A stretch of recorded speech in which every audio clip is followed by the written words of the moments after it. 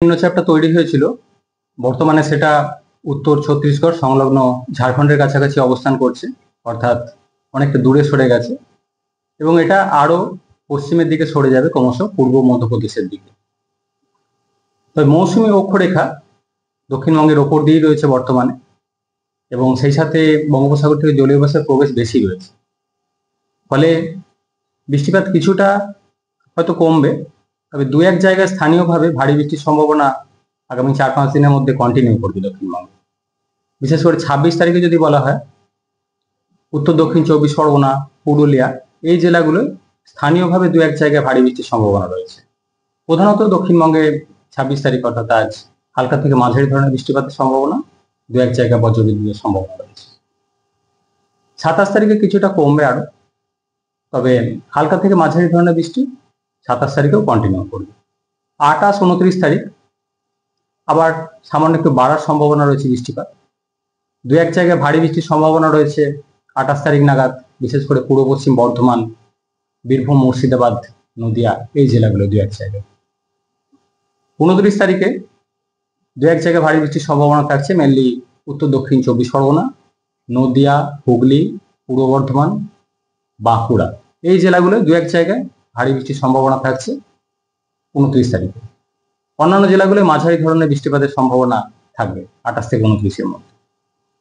30 তারিখে কিছুটা কমবে আবার, তবে বীরভূম, মুর্শিদাবাদ এই জেলাগুলো দু এক জায়গায় স্থানীয়ভাবে ভারী বৃষ্টির সম্ভাবনা 30 তারিখেও কন্টিনিউ করছে। অন্যান্য জেলাগুলো হালকা থেকে মাঝারি বৃষ্টির সম্ভাবনা থাকবে 30 তারিখে। বৃষ্টিপাত তারপরে দক্ষিণবঙ্গে কিছুটা কমে যাবে, 31 তারিখ থেকে বৃষ্টিপাত দক্ষিণবঙ্গে কম থাকার সম্ভাবনা। কলকাতা পার্শ্ববর্তী অঞ্চলের জন্য আগামী 24 ঘন্টায় কয়েক পশলা বৃষ্টিপাতের সম্ভাবনা রয়েছে, মেনলি হালকা থেকে মাঝারি ধরনের বৃষ্টিপাতই থাকবে কলকাতা পার্শ্ববর্তী অঞ্চলে।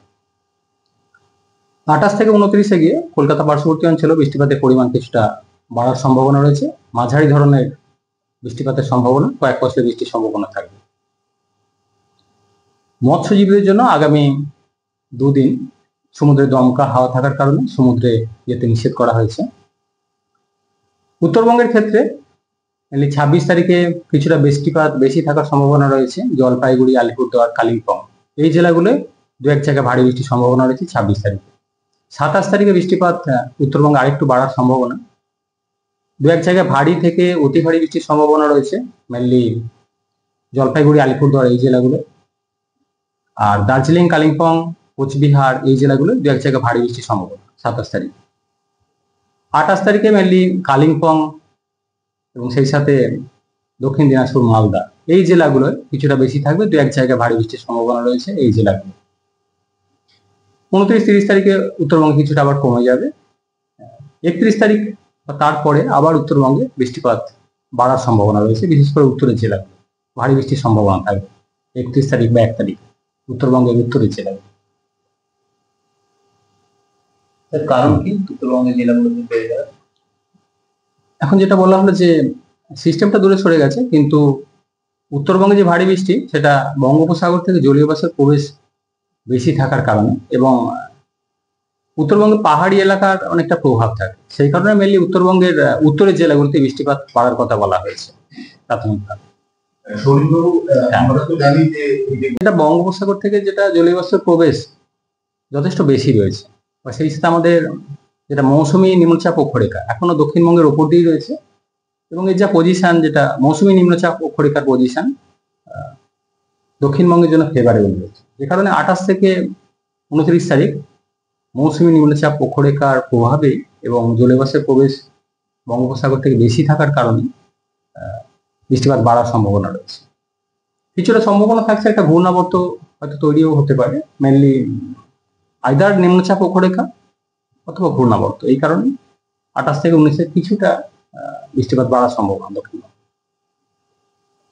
তাপমাত্রার ক্ষেত্রে কোনো পরিবর্তন আছে? তাপমাত্রার খুব বেশি পরিবর্তন নেই, আগামী দুদিন আগামী 4-5 দিনে মেঘলা আকাশই থাকবে, খুব বেশি তারতম্য হবে না তাপমাত্রা। কলকাতা পার্শ্ববর্তী অঞ্চলে আগামী 24 ঘন্টায় 30-31 ডিগ্রি কাছাকাছি থাকার সম্ভাবনা রয়েছে, আগামীকাল হয়তো সামান্য একটু হয়তো বাড়বে, তারপর আবার 28-29 তারিখে আবার একটু কমবে, খুব বেশি তাপমাত্রার পরিবর্তন হবে না আগামীকাল। কলকাতায় আগামী কয়েকদিন কেমন থাকবে?